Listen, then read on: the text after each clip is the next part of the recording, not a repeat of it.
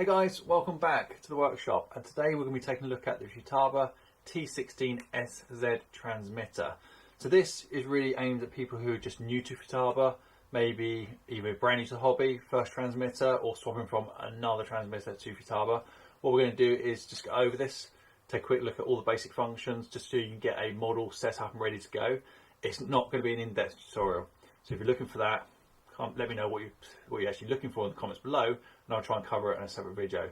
So this really is, you've just got this out of the box, you've got your receiver, you want to plug it into a model, what do you do?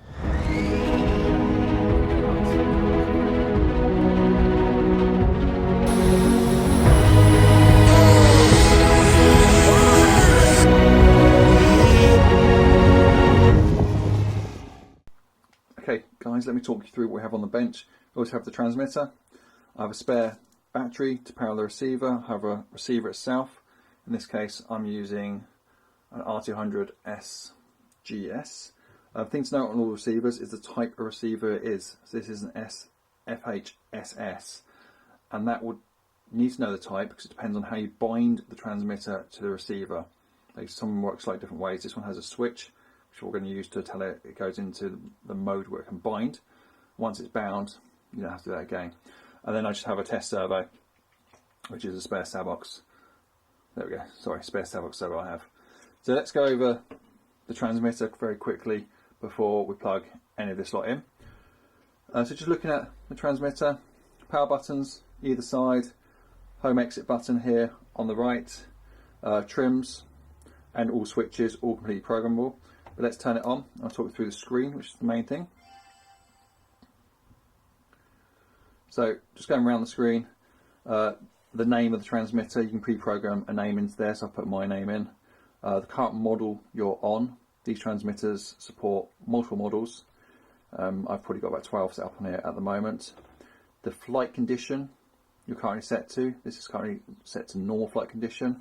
I have switches on this particular one. This one hasn't got one set, but this will change depending on what conditions you have set up. It's a bit too advanced for this particular tutorial, so we'll cover that at another date. Voltage of the transmitter, 6.5 volts. Two different timers. I always have a countdown timer on the left, which is activated via throttle. So as soon as there's any type of throttle on there, by a couple of clicks, it starts counting down. Normally when I put it down to the bottom, it will stop, but because this big extra is a petrol model, it doesn't, because the engine's always running. If it's electric, I'll get it to stop. But for now, I'll just click it. System menu, linkage menu, model menu is what we're going to be using today. And there's also a menu behind this. So I'm on airplane mode. These transmitters also do other types of aircraft, helicopters, etc. I'm only going to cover planes today because that's all I fly. And then the type of receiver you're currently bound to.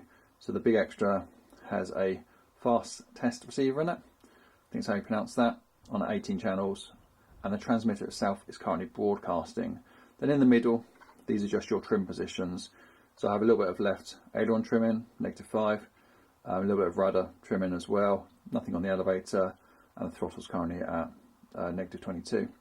And then how long the transmitter has been on for on this particular model. So that's a quick overview of the screen when you first turn it on, but the first thing we need to do is let's do new model. Go into model select. These are the models I currently have configured on this transmitter, several pages worth. I want to do a new model for the sake of this video. So say, are you sure? Yes. It's going to create a new model file. It's going to restart the transmitter with that new model file selected. So I'm no longer on big extra. So just get used to looking up here to make sure you're editing the right model, have the right model selected on the transmitter. There's nothing worse than changing a whole bunch of settings for a different model to realise you have the wrong one selected. So now I'm selected on new. Let's go and change the linkage to get it to link to the right receiver. So back into linkage, into system type. It's just remember the last time I connected this transmitter to a new receiver, so it's just defaulted to fast test 18 channel. So these are different types of receivers. Remember when I pointed out this Futaba test receiver that we're going to use? I pointed out it has the SFHSS. Well, that's what we're going to need to select to get it to connect to the right receiver. So if I select that now, but I'm not going to press anything because the receiver needs to be powered on and in the right mode. So let's plug in the battery.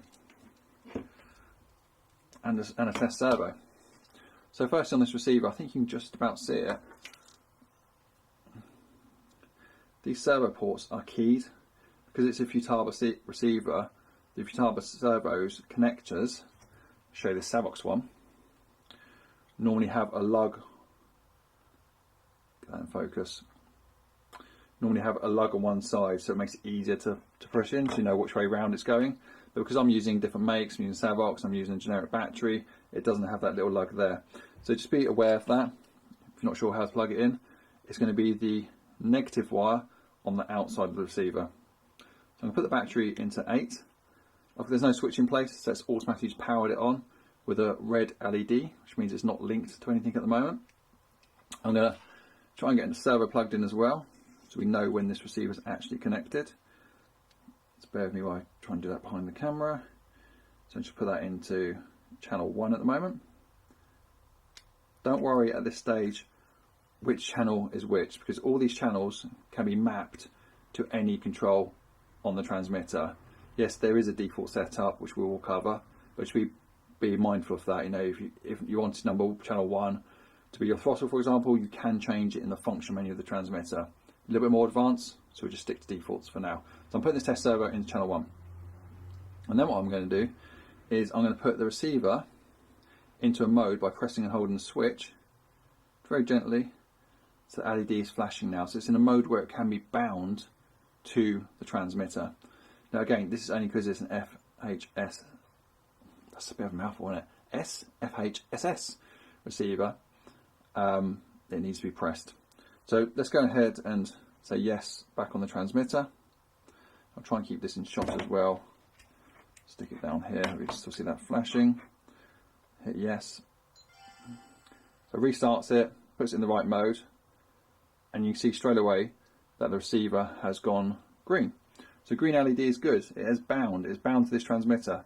Now this shouldn't ever now get any interference whatsoever. It's not like the old school days where we used to fly on a different frequency, 35 megahertz, and you used to go and get the peg. This is all digital. So it's a completely different system. Okay, I'm not going to cover it because it'll just blow your mind how it works, blows mine, but it's great. It just means that there's no risk of you turning on your transmitter and shooting down at another aircraft. So this is now bound. So let me tidy up. There you go, I think you can see it all there. We've got the servo, and we're on aileron. So there you go. So channel 1, aileron. Nice and easy. So that is basically the receiver now correctly bound to the transmitter. We've got 2 servos now plugged in, one on channel 1, which is aileron, and then I've got a second servo over here on channel 4, which is rudder. So I think what we need to do next really is to get rid of this test setup and swap over to a model so I can show you the rest of the functions working on the transmitter. Let's do that. Okay, so I've swapped over to a model. Here we have my little 48-inch Extreme Fly Extra. To be honest with you, I don't fly this model enough. I really should. It's absolutely great. So set up in here is basically individual aileron servos. So they're taking up 2 slots in the receiver. So one for the left wing, one for the right wing. Servo for the elevator, servo for the rudder, then a throttle which goes straight into the electronic speed controller for the motor. So we've got 4 servos connected in summary, and then a throttle signal going to the ESC.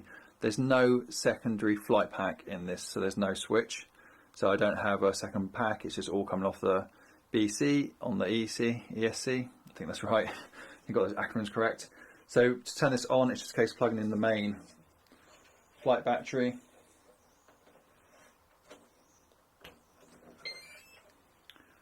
Wait for it to initialize. Make sure transmitter's on, of course. It should have been on first. And there you go, it's on. So that buzzing noise is the servos buzzing. That's just part of it. Most servos will do that. Sometimes you can get them stopped, sometimes you can't. That's live. So let's have a look at the transmitter. So I'm going to try and film this in a way where you see both the model and the transmitter at the same time. We'll give that a go. It might be a bit tricky, so bear with me. Okay, so this is pre-set up. So if I move the ailerons to the left aileron up, right aileron up, both moving at the same time, which is good. Elevator, up elevator, down elevator, right rudder, left rudder as well. and a little bit of blip on the throttle, it is working. So we want to go back through the setup, really want to go back through the transmitter. So I'm going to show you, leave the model there for a minute, and I'm going to show you everything on the transmitter and how you change it. Because obviously when you first plug your servos in, they could be in the wrong channels in the receiver, they could be moving in the wrong direction, the trims could be out. So that's what I'm going to cover. I'll cover the functions, so you can get the function correct for the control surface the receiver's controlling. I'm going to cover the trims, so you get this trimmed out, ready for your maiden flight, so the control surfaces are at least level, to give you half a battle. And then we're going to cover exponential as well, to make sure the model's not too twitchy. So if I had this coming in really quickly, the model would be really twitchy there when I was controlling it. Exponential allows you to smooth out the curve. I'm going to show you how to do that as well. So functions, sub trims, servo direction, and exponential is what we're going to cover. Let's go back to the transmitter so you can actually see it. Okay guys, I've zoomed in a bit closer this time, so hopefully you can see that easier than the previous clip.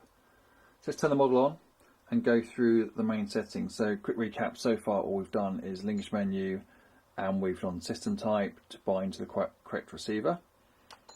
So now we're going to stay in the linkage menu and we're going to hit function. So function is where we map the channels that are on our receiver. Bring that back into the camera shot. Get into focus. There we go. So the channels that are on the receiver here, 1 to 6. This is a 6-channel receiver with the last port there being for the battery. So are mapped here against channel numbers within the function menu. So in function, so function 1 is aileron, which is connected to joystick 2 and trim 1 as well. So let me show you how you can change that. So click aileron, you can say actually I wanted function 1, or I've got it plugged into the elevator into it. Click elevator and it reselects it onto channel 1. But this is your standard setup really. It's a setup I use for pretty much all my models. It's channel 1 aileron, channel 2 elevator, channel 3 throttle, channel 4 rudder, and then if you've got 2 aileron servos like this model has, channel 5 has the second aileron in that. Mapping it to the joystick, so click the joystick, joystick 2, you can see, okay, that just caught me off guard. This is where I've been playing around with this model earlier on for you. So aileron should actually be on joystick 1. Let's change that back so it's left and right, and go back. There you go, aileron now is assigned to joystick 1, and trim 1 as well. So this, you see the trim here, trim below the, just about see it in shot, below the aileron channel. So that's a quick overview of mapping the functions. So this is what you want to do first really, after you've bound to the receiver, got the receiver in the model, plugged all your different channels in, make sure they are assigned correctly. Make sure they're assigned on the control as well, and make sure your trims are also assigned correctly. If you do all that, you shouldn't have any issues. Once you've done that, come back out, still staying in the linkage menu. I would go into Servo Reverse. So Servo Reverse does exactly what it says on the tin. Basically, if the servo's going the wrong way, the control surface moving the wrong way, you just come in here and reverse it. On this particular model, I have everything reversed, which is absolutely fine. It's just how the model is, it's just how the servos are in there. But to change it, say I want to change the elevator, just click it, accept the message, and now it's the opposite way around. So if you find out that you're pulling the stick down and the elevator control surface is going down, it's going the wrong way, just come and reverse it.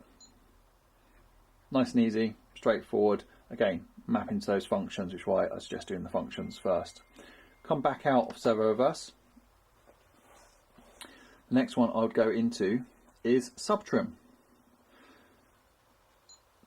So here's subtrim. Again, channels, familiar setup. Channels on the left, function on the left, and then the actual setting that the trim set to. So there's a couple of ways of doing this. You can use the main trims, which you can just about see at the top of the screen, to do your trimming, which I only really use in flight. When I've got the model on the bench and I first connected the servos in, and I've first connected all the rods in, done all the ball joints, I'll come into this menu and just change the trim so the control surface is flat. So for example, the elevator control surface is flat with the stabilizer, the ailerons are flat with the wing, the rudder's dead in the middle. I'll just trim that all out on here. So to do so, just click the number and use the arrows up or down The larger double arrows will jump increments, so that's jump 10. The smaller ones are much finer, go up in ones. So get that right first, get everything level, like I just said, and as long as your CFG is okay, you should be good to go. As long as your model is balanced and all your trims and the model is built squarely, it should be fine. And then trim out with the trims while you're flying it, T1, 2, 3, 4, actually flying the model. That's sub trim. So we've just done servo reverse, we've done sub trim, we've previously done system type, we've done function as well. The other thing I wanted to show you before we go into more advanced is timer while we're here. So in the same menu again, linkage menu, go into timer. If you want the timer to work in the same way as mine does, let me just zoom out a little bit so I can show you. There we go. So I've got mine, see, you've got a 5 minute and it's a countdown timer, so my mode is counting down. I've only got 5 minutes assigned. If I need longer to assign, I'll just go and click on the alarm, use the arrows again, very familiar, to change it. I've got speech on here as well, constant. I could have a buzzer instead, but I like speech and I've got it as constant. It doesn't mean it's going to tell me every single second. It can tell me every minute until I get down to the bottom, until about 10 seconds left, then it'll give me a final countdown. And I've got a vibration on it as well, so it buzzes. But the good bit about it is how to set the switch. Okay, so if we change the switch, I've got it set to joystick 3, which is the throttle. I'll show you how to do that. Just tap into whatever's in that box, and you can set any switch you want. So you can say, actually, I don't want it on the joystick, I'm just going to put it on the SC switch or one of the others. So you just go and select that to change it over. But I'm not, I've got it on joystick 3. Once you've set that, because it is on throttle, you want to set how it works. So you've assigned it to J3, which is my throttle. Then you want to go into the sets for the on and off. And because I've just swapped the switches, it's reset it for me. And have a look at what's going on here. So red is off, green is on. So this is, it was on a normal switch. Obviously it's only two ways, either on or off. But I've got this more linear. So what I'm going to do is actually place the throttle a couple of clicks up. 1, 2. And then I'm going to set it now. So I'm going to turn it on off. So that's actually the wrong way round. So I'm going to reverse it. And there we go. That's saying it's red, so it's going to be off. And as soon as I go 1, 2, 3 clicks, it's now green. And it's going to stay all the way on, all the way to the top of the movement. And whenever I come back down to no throttle at all, electric model, motor's off, it's not draining the battery, then it's turned itself off. I'm going to tweak that just to 1 click up actually. There we go. You can just go in here and change the position yourself as to what position you want in there, but it's just easy enough to put the throttle roughly where you want it and press the on off button. But the main thing is to reverse it to make sure it's the right way around. Red is off, green is on. And it's easy as that. Now come out of that menu, go back another menu. Now the reset switch I've also got assigned to SH. So I showed you earlier on. To SH, you can see from the key here, very helpful, showing each one right at the back, which is the spring loaded. So I've just got that assigned to SH, and again set it, and shows you what it's going to do. So it's on when I move the switch forward. So it's going to apply whatever you've told it to do. So it's going to reset the timer when I move it forward. Reset. And it's not going to do anything, so it's in off position when it's back. It's sprung loaded. So that makes sense. Okay, let's come out of that menu. Okay, so the last thing to show you is the travel adjust. So this makes sure the model isn't too twitchy in the air. I want to show you what I set on here. So this is the first time we're going to come out of the linkage menu and we're going to actually go into the airplane menu. So airplane menu, on the first page you have something called AFR. Go into AFR, and then let me just explain the screen for you. First of all, top left, this is the channel we're on, so on the Aileron channel. This is the graph for the channel. The bar in the middle will move depending on where the stick is. I'll show you in a minute when I zoom back out. This is your curve for your travel adjust. I'm going to skip over the top section, we'll do that in an advanced video, but the main ones for you are the bottom. You've got 2 rates, which I've currently got on 50%. So that's telling me I only get 50% of the servo movement, or 50% 50 movement, because you can go past 100 on the servos. And then this is the exponential I've got set. So I've got negative 25 on this aileron channel. So let me zoom out very slightly so you see the sticks. There we go, just bring it forward a little bit. So watch what happens when I move the stick, the aileron stick on the right. So you see the bar going to the right. So this is why it's in two halves, because you may want a different set of conditions here, a set of movements for one side to the other. Probably more relevant on the elevator, to be honest with you. You know, you may want more up movement than you do down to have it feel slightly different. Typically I have mine the same. So if I reset this now to show how what it would look like when I first configured the model, these would have been on 100. Watch the graph on the left hand side as I change this.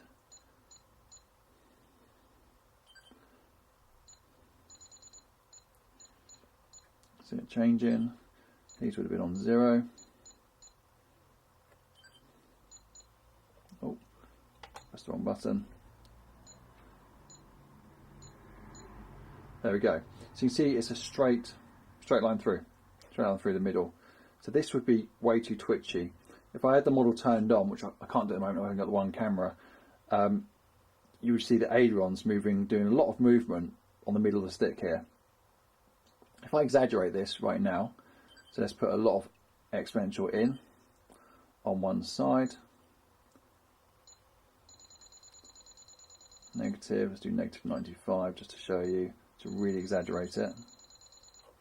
There we go. So you see the curve is completely changed. That means now I've got to move the stick a long way to get actually any movement on the control surface itself, and it's all going to come in this range here. So that'd be really soft to fly and really feel really soggy rather than really twitchy. So don't suggest that. You want something in the middle. So how I had mine was negative 25.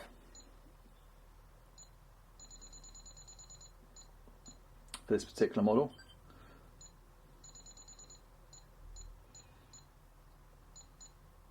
And I had less movement in because that's still too much movement for me flying around. Don't need all that movement. I'll explain what I mean by that in just a moment once I've reset these back to where they were before I completely forget. There they are. So that's going to be about right for me in the middle now. A little bit of exponential in there and less movement when I'm hitting full sticks. If you want to come off the aileron channel, just go and click at the top. Beg your pardon, let's go back in there. That's wrong. Go to page 2 and change the function. So familiar words again, because we're in the function menu before, weren't we? So we've changed function from aileron to elevator, go back to the previous page, and you see the settings are completely different here. At the moment I've got 60 on the movement, and I've got 18 on the exponential. Now you may be thinking, why have I got less movement? It's because I've actually enabled conditions on this model. So I think I've got it on this switch around the back here. Yeah, so you can see I've got a condition switch set up, which is swapping from a condition called F3A to a condition called 3D, and it's changing all of this. Don't worry about that for right now. We haven't gone into the condition menu. We've just done a basic setup. So yours will say normal there. Just get it how you want to fly it. If you want to find out more about conditions, put a comment below this video, and I'll do a separate video on just condition setup, because there's a lot you can do in there. You can do condition, or you can do rates instead of conditions. I tend to always do conditions and change my rates within the condition. But if you're a beginner, ignore that. All you want to worry about is the exponential on the elevator, the rudder, and the ailerons. Get these set how you want, and you should be good to go. Hopefully I've not just confused people. We'll find out.